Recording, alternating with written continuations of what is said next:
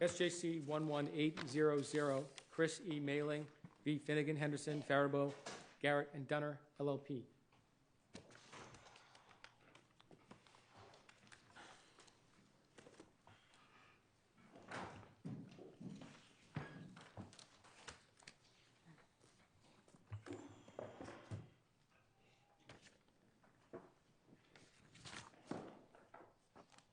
Good morning, Mr. Bond. You're our second Mr. Bond today. And I have no relation to the first Mr. Bond, I can assure you. May it please the court, I'm Thomas Bond from the Kaplan Bond Group here in Boston. I represent Christopher Mailing, who's in court with us today. The rules of professional conduct are in place to protect the client, not law firms, not lawyers, not the business model of a patent law firm. And Rule 1.7 specifically says that you cannot simultaneously represent two clients with directly adverse interests, or if your representation is going to be materially limited by your representation of that other person. How is it materially limited here? I think it's more than that, Your Honor. I think it's directly adverse. Comment 3 to the rule helps us. It says, and I brought it so that it's a direct quote, and so that there's no unintentional misconstruction. It says, on the other hand, and this is comment 3, simultaneous representation in unrelated matters. Finnegan Henderson didn't put unrelated matters in their brief to the court. Simultaneous representation in unrelated matters of clients whose interests are only generally adverse, such as competing economic interests, does not require consent of the respective clients. So the double negative here, unrelated does not, means if it's related, it does.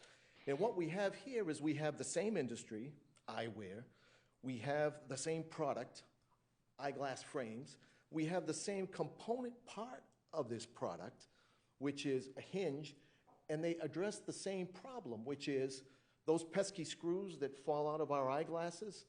But you have two patents. I'm sorry? You also have two patents. You do have two patents, but that in and of itself, Your Honor, does not mean, otherwise there would be no patent infringement challenges at all. What did your client, what was the precise nature of representation that he sought from the defendant firm?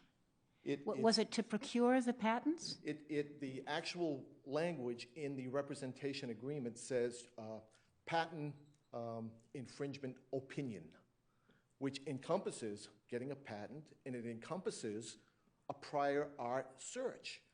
And he would not have spent $250,000 to get a patent for somebody if he knew that his direct Japanese competitor had already gotten a patent in the same space. Let me ask you this, though. Given the timing, if Finnegan did not represent the Japanese firm, right. So that work was going on with some other firm. At the point that your client engaged Finnegan, that patent, it wouldn't have been available to be part of any prior art search, would it?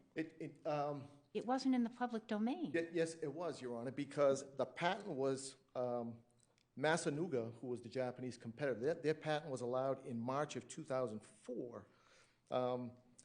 3 months later, they filed Mr. Mailing's patent. So that patent was a matter of public record, which they didn't tell Mr. Mailing about. It had been a matter of public record. Months later, so in June of 2004 is when Finnegan, is that what you're saying? No, well, wait a second. Didn't they hire, they hired the firm in April of 2003. Right. And in September of 2003, the firm began a prior art search for the plaintiff. In January of 2004, there was the publication of the Japanese firm's patent application. So it would have been public information as of January 2004. Exactly, right? Your Honor. And it was not until May of 2004 that the firm began preparation of the plaintiff's patent application. They filed the plaintiff's patent application in June of 2004. They filed it in June of 2004. Exactly. 3 Now, months. but going back to Justice Botsford's question, what was the scope of representation that was sought? You said patent infringement opinion. Where are we to get that information from? Isn't this a very truncated record? Isn't this on a motion to dismiss? That's the problem. It's a 12b6, which just requires the plaintiff to do a Rule 8 says, a short and concise statement. This was a 10-page complaint. Right, and so where did you get that piece of information that you just used to answer Justice Botsford's question? Is that in the complaint? Directly from the fee agreement. Well, yes, but is that before us? Is the fee agreement before us? I don't believe that's in the complaint, Your Honor, but in a 12b6, there's no chance. It's not like the court's considering a summary judgment record. It's not as though we have a full panoply of documents to refer to. It's, all the allegations in the complaint under Rule 12b6 have to be accepted as true, and all reasonable inferences, plausible inferences therefrom. And that's what we have here. We didn't. So you're saying that the plausible inference, because part of the issue here, right, is that in 2008, when financing was available to your client, the firm declined at that point to provide an opinion that the Japanese firm's patent was not going to be infringed by your client's patent. They declined to provide that information, but we don't really have any information as to whether or not that was part of the scope of the initial engagement to begin with. The patent infringement opinion would arguably mean that you're providing an opinion that one patent doesn't infringe on the other. No, I understand that. Why couldn't they do But I what mean, you- do they have to do that? Part of the question is, they may have just gotten sick of your client for other reasons. Mm-hmm. They couldn't have done it if they had wanted to, because it's the same narrow patent space. You can represent two kids in a sandbox, if the sandbox is big enough, but where you have a small slice of this sandbox that you're representing people on, which is what this is, if one person has a competing interest with another person in that same small slice, you can't represent both because you have an obligation to get the broadest obtainable rights in that small space. But this is a small there's space. no suggestion here that your client didn't get every patent that he sought, is there? But that in and of itself, Your Honor, it's not just, you wanted a patent, we got your patent. You have a duty to tell me if somebody else has a product in this space before I spend $250,000 to get patent protection. As I gather from a footnote in the defense brief, this particular hinges on eyeglasses. Mm-hmm. There's a huge number of patents just for precisely that. So are you saying that nobody can only you get one per customer in terms of law firms? Simultaneous representation when both, Massanuga and Mailing, when they're both racing to the patent office, would you hire the same coach, Your Honor, if neither runner knows about the other? And it seems as though they purposely held Mailing back and they pushed Massanuga forward because it took 11 months to get the patent for the Japanese competitor. It took 26 months to get Mr. Mailing his patent. Well, what difference does it make if they both got patents? Here's the difference, Your Honor. It happens all the time. Two people have patents, and then later on, they file a patent infringement action. It's not, they got a patent, that's it, end of story. But that hasn't happened here. I mean, maybe there would be something to complain about if that was something your client was facing. But that's not what we see here. If, at the very least, Your Honor, he spent $250,000 on attorney's fees that he wouldn't have spent if he had known somebody else was in the same space in the sandbox. If he'd known there are other competitors, well, obviously he knew there were other competitors. In the same space, Your Honor? Well, I mean, this the is a eyeglass narrow hinge niche. space. I'm sorry? The eyeglass hinge space, which apparently is fairly wide. It is not, Your Honor, with all due respect. The U.S. Patent and Trade Office has a classification, and then the eyewear industry is classified as 351. The eyeglass hinge space is 153. You do a search in Google, there's 3 or 4 screwless hinge, and they're all a little bit different. And the only difference... Your client has 3. I'm sorry? Doesn't your client have 3 patents in this area? But not all for screwless hinges. You know, they're for other parts of the same eyewear. But so the there were screwless more- hinge was the most important one. So there was more than one piece to this patent application. There were several different patents involving the eyeglasses. Yes, the U.S. Patent and Trade Office made them file. One of them was for, like, the adjustable temple arm. So if you were right, let's assume you win. Going forward, what is a law firm supposed to do for a conflicts check? Well, first of all, when Finnegan Henderson chose to become a multinational law firm, they've got to put in place a conflicts check. They can't, you know. Okay, so tell me what that conflicts check is supposed to do.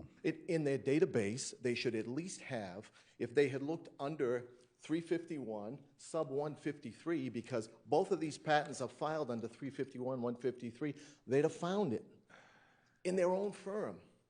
So is it your view then that there is a conflict whenever you are in that same category, that same subcategory of patent?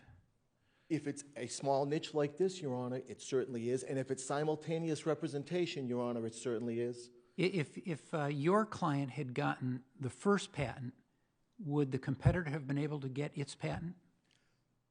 I don't know. I would think probably so. But that doesn't end. So the question is, who got it first? Is it a Mr. marketability issue? It's part of it being a marketability issue. And is that a lawyer's responsibility? I'm sorry? Is that the lawyer's responsibility in this case? A patent lawyer has a duty to disclose prior art to a client. And before they spend money either marketing or hiring an attorney, they've got a duty to tell them, yes. The prior art search would have begun in September of 2003. I don't know when it was completed. The record's not clear on that. But if we were talking about another firm and they were looking for the prior art and they did it in September of 2003, they would not have found was it Masanuga, did you say? Masanuga is a Japanese competitor. Patent, because that wasn't published. The application wasn't published until January of 2004. Are you saying that a competent patent attorney prosecuting or seeking a patent for a client would have to do an ongoing search for prior art? Absolutely. Absolutely. And especially when it's made. So it was the failure to on anyone's part to conduct, because at some point after January 2004, it was no longer a confidential matter that Masanuga had this patent application. Exactly. So after that, the failure, are you saying it was the failure after that to disclose to your client that this prior art existed that's the source of your harm? Yeah, for which their own firm got a patent, absolutely. And they just kept taking his money. But even if they didn't get the patent from Masanuga, if somebody else got the patent from Masanuga, right, and they failed to find it before applying for your patent, are you saying that the failure to find the prior art and disclose it to your client is the source of a form of malpractice? Negligence. It's duty, it's breach, it's causation, and it's damages, and we have all four here. But it's from the failure to reveal the prior art. That's part of the duty, certainly. The other part of the duty, Your Honor, is the failure to disclose to the United States PTO, the Patent and Trade Office, that there is this prior art, because it weakens the patent. It weakens your client's patent. It weakens my client's patent, absolutely. How does it weaken it? Well, here's what happens. If later on there's a patent infringement opinion, a real-life example. Last Friday, I got a call from Byron McAndrews from a company called In Music Data. And he said, I hope you win this case. And I said, okay, what happened? He said, I had one law firm, he said, that got me a patent. He said, and I didn't know at the same time they were representing my competitor. He said, so they got my competitor a patent also. He said, and then, he said, to my surprise, I got a cease and desist order. And I went to my law firm to represent me. They said, we can't represent you. There's a conflict. He said, I had to go and I had to hire another attorney to reinvent the wheel and learn about my product. He said, if I had known from the beginning that there was a conflict, I wouldn't have hired this attorney. I said, I wish you had said this before. I'd have given I'd had you do an amicus, at least, a 2-page something to the court. But anyhow. So I'm trying to sort out this argument that Justice Lang plays out. If you had not gone to Finnegan, but gone to a different firm, and that firm had done precisely what Finnegan did, you would say that they committed malpractice not because of any conflict, but because of a failure of due diligence with regard to the prior art examination. Yes.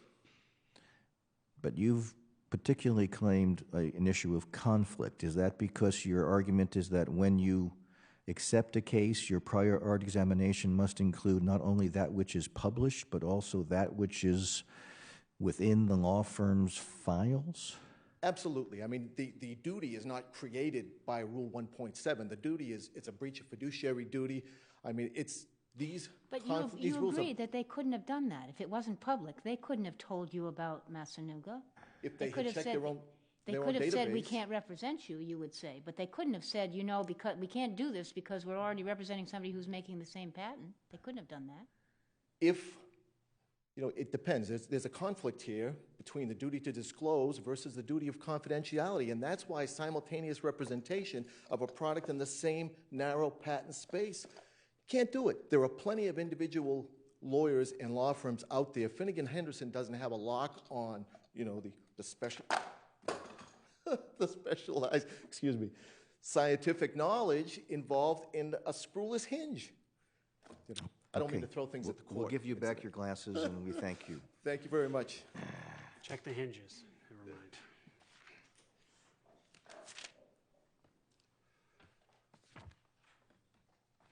mind. May it please the court. Erin Higgins, and along with my colleague, Christopher Sweeney, I represent the appellees in this matter, Finnegan Henderson, and 3 individual attorneys. In my argument this morning, I'd like to concentrate on 3 points. First, Judge Sanders' decision must be affirmed because at a minimum, as Judge Sanders found, Mr. Mailing failed to allege facts plausibly suggesting that he could meet his burden of proving causation and damages.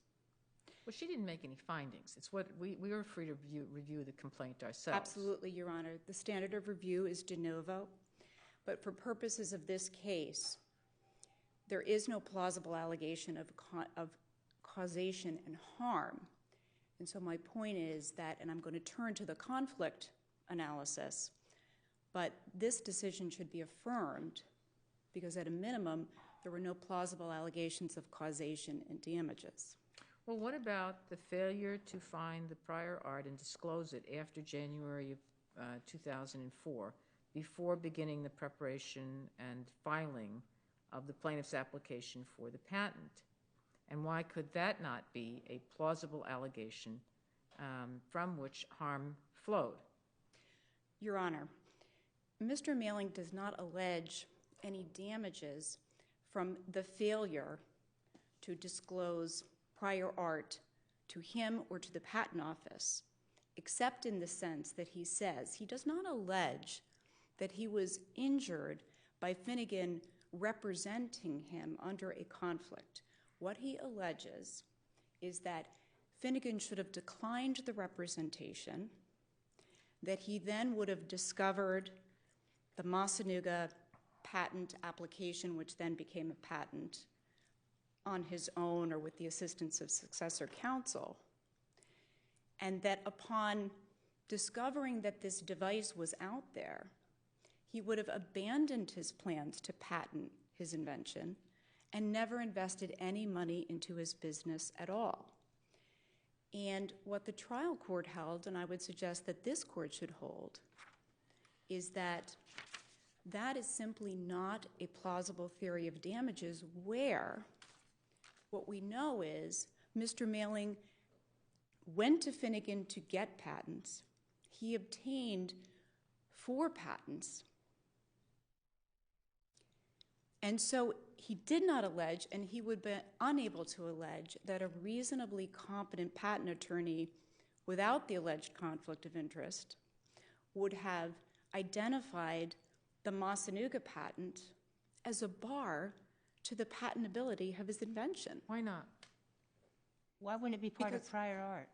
I'm That sorry. was not disclosed, prior art that was not disclosed to the client before beginning the patent application. Your Honor, because that prior art, as we know, had no relevance to patentability. How do we know that?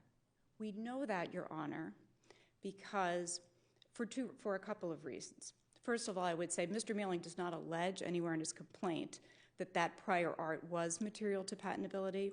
Second, Finnegan, as Mr. Mailing alleges in his complaint, did a prior art search, and he alleges that they did that prior art search using an outside qualified patent agent. But that was done prior to the time that the Massanuga patent application was published in January of 2004. And I understand that there's an allegation, or one that certainly could be made, that it's an ongoing obligation of a patent attorney to do prior art searches. Your Honor, it's true that the application was not published in the United States until January of 2004, but I would point out that what the Massanuga application that was being worked on by the lawyers in Finnegan's D.C. office was the domestication of a Japanese application, which has a priority date of 2002. So that application was available in a database, and I would agree that the record doesn't reflect whether the prior art search that was conducted by the qualified outside patent expert, which is what Mr. Mailing alleges it was, whether that included the Japanese database. But more significant, Your Honor, is that the application, Mr. Mailing's application, was filed in June of 2004 after the Massanuga patent application was public. The PTO does not rely solely on the information that they get from attorneys and inventors. The PTO conducts its own prior art search. Do we know whether or not the PTO's prior art search turned up the Massanuga patent? What we know, Your Honor, is that the PTO did not identify. It didn't identify it, but it didn't know. Is there any record of it actually even knowing of it? There's nothing to suggest in this record that I've seen that anything about what kind of search that the PTO in fact undertook. That's correct, Your Honor, but in terms of Your Honor's question about whether whether it fairly could be alleged that it was material to patentability, we can say that the PTO did not identify the Massanuga patent as material to patentability. Assuming that it knew it. It was in the data. It was certainly public at that point, Your Honor. Public, but it doesn't mean that the PTO knew it when ruling on patentability. I would say, Your Honor, we don't know the scope of the search. Right.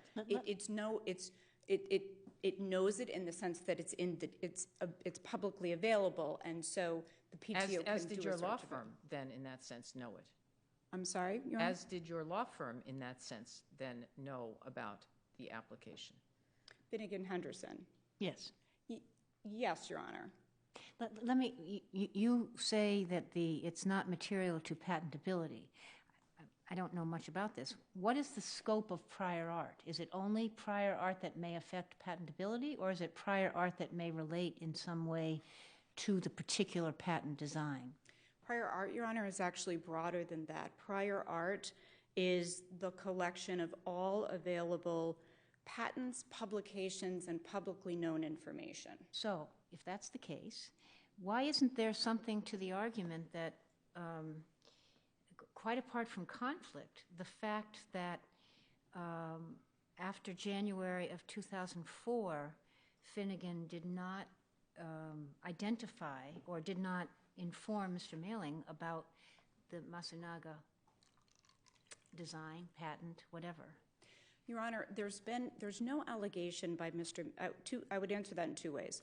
There's no allegation by Mr. Mailing that Finnegan breached the standard of care or breached any fiduciary duty to him by failing to disclose something to him that was harmful to the patents he obtained. Well, that's just what I'm just asking you about.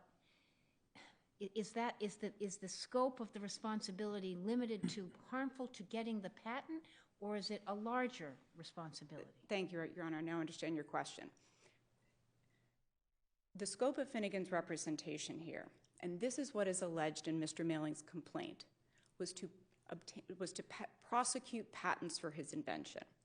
And as Mr. Mailing admits at page 13 of his brief, Finnegan accomplished the very purpose for which they were retained, namely to obtain patents for Mr. Mailing. You know what the purpose was for which they were retained? I thought that the fee agreement and such was not part of the record. So we're actually just speculating on what it was that the scope of representation was.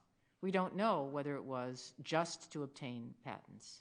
Your Honor, we're not speculating because at the 12B6 stage, what we're relying on is the plaintiff's complaint, and Mr. Mailing alleges in his complaint what the scope of representation was, and he admits in his brief to this court that Finnegan did what they were hired to do, to obtain patents for him.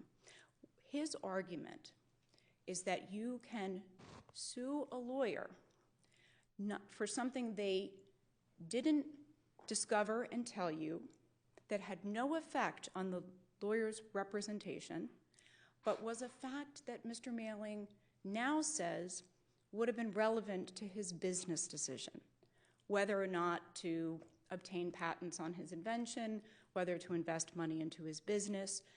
And there is no allegation by Mr. Mailing that he retained Finnegan, even assuming Finnegan would have been qualified to do this, that he retained Finnegan to give him business or investment advice. His allegation in his complaint is that he retained Finnegan to prosecute patents for him, and he admits that they obtained patents for him, and he has never claimed that the patents that they obtained for him did not adequately describe his invention, contain narrower claims than he wanted, or that the claims in his patents have been challenged by anyone. But he says in his complaint that on or about 17 April 2003, the plaintiffs engaged Finnegan to perform legal services on their behalf. And Finnegan agreed to provide legal services to the plaintiffs, including trademark and patent protection. And then specifically what they agreed to. But he does go on to say, Your Honor, specifically what they agreed to do. And again, I would just point out that in his brief to this court, he acknowledges that Finnegan did what he retained them to do. And there is no allegation in the complaint that he retained Finnegan to give him advice on whether his product, if the patents were obtained, would be successful in the marketplace. Can I ask you this slightly different question? Counsel has suggested a conflict check process, sort of finding out where the sandbox is and then making a judgment about how narrow the band is. Would you agree with that process for conflict checks in the patent area or no? Your Honor, there's no evidence in this record as to what the conflict check was, or what the procedures were. But I would say, Your Honor, that to the extent the rule that Mr. Mailing is proposing is that a patent lawyer cannot represent two different clients in prosecuting similar inventions. He hasn't used the word similar in this argument today. And I know we have a lot of amicus briefs that talk about similar is just not a word that we can manage. Your Honor, I think that I refer to similar because that's the allegation in his complaint, is that these inventions were similar, therefore Finnegan couldn't prosecute applications for the two inventions. And to the extent that's the test that he's proposing a patent firm should use in performing a conflicts check, I would say that all of the problems that have been identified as to why that would be a difficult, if not impossible, standard for patent prosecutors to apply in determining whether they had a conflict of interest, those same problems would apply if that were a conflict, if that were the requirement for a firm to perform conflict checks, that would be an impossible thing for a firm to do as part of a conflict check. Well, so a patent firm sets up, I assume they have some tags on what the nature of the patents are they're pursuing on behalf of clients. What categories, subcategories they fall into? I mean, that's what he was talking about. Your Honor, I would say that, and I think this was addressed in one of the amicus briefs, that in terms of possible proposed tests for a conflict system, I would say two things. First of all, in this case, again, Mr. Mailing does not allege that he was harmed by Finnegan operating under a conflict of interest. He alleges he was harmed because Finnegan didn't decline the representation and send him somewhere else. So the issue in this case of what conflict check was done and whether that was sufficient, that has never been, that is not a part of Mr. Mailing's damages claim. To the extent the court is asking, well, what could a law firm do? I would say that certainly the idea that two inventions may be similar is not something that could be made a part of a realistic conflict checking system. And the idea that a firm cannot represent two competitors presents the same difficulties in the sense that in the world of patents, the world of ideas, literally every other person is a competitor because you never know what kind of a company is going to come up with a particular idea. So if you have a client who makes a medical device, who are that client's competitors? There is no way for a lawyer or a law firm to have that information and to have it be in any way reliable. So I would say that is just not a possible way to construct a conflict So are there simply checking no system. conflict checks possible in the patent practice? I think, Your Honor, certain keyword searches can be done. I would point out that here, if you look at the abstracts of these two patents, the claims are very different. And so even if you did a keyword search, that would not have picked it up. And I would say, just because I know I'm running out of time here, that experienced patent counsel, what they know how to do is to draft claims that describe a particular invention. And in doing that, what they do is distinguish that invention from all of the prior art.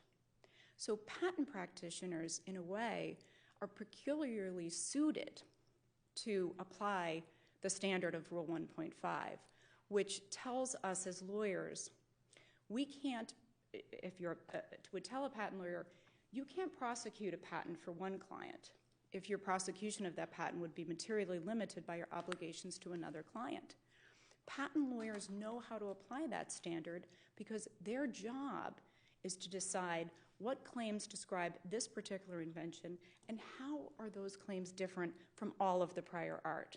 And so and I think one of the amicus briefs points out that of over 500,000 patent applications filed every year, there are only 23 interference proceedings pending. So this is not an issue that cries out for any kind of a solution. Rule 1.5 is the applicable standard. It's a national standard, which is appropriate for a federal practice like patent practice. Lawyers know how to apply it, and there's no evidence here that there was any material limitation on Finnegan's representation of Mr. Mailing, no evidence that Finnegan's representation caused him any damages. And for that reason, unless Your Honors have additional questions, the trial court must be affirmed. But there was ultimately a conflict here when you were asked to determine whether there was an infringement. At that point, your firm said, we can't do that because that pits one client against another. That's correct, Your Honor. Is there a point earlier in the process where that can be anticipated? Or should be, should reasonably be anticipated? Again, Your Honor, I think patent practitioners, because they are experts in drafting claims language, I think there would be circumstances not presented by this case where a lawyer who's prosecuting a patent for one invention and then is asked by a different client to prosecute a patent for another invention would see that the claims language that would need to be used to describe those two inventions might be interfering or, for lack of a better word, might conflict. And so in that circumstance, Your Honor, we would say that the lawyer should decline the representation or that there would be a conflict of interest. And I suppose technically the lawyer could ask for informed waivers, but that would be a conflict. But that is very far from the facts alleged here. And I did just want to address, if I have a minute, Your Honor's question about the 2008 situation because, again, Mr. Mailing never alleged that Finnegan agreed to give an opinion about another client's patent.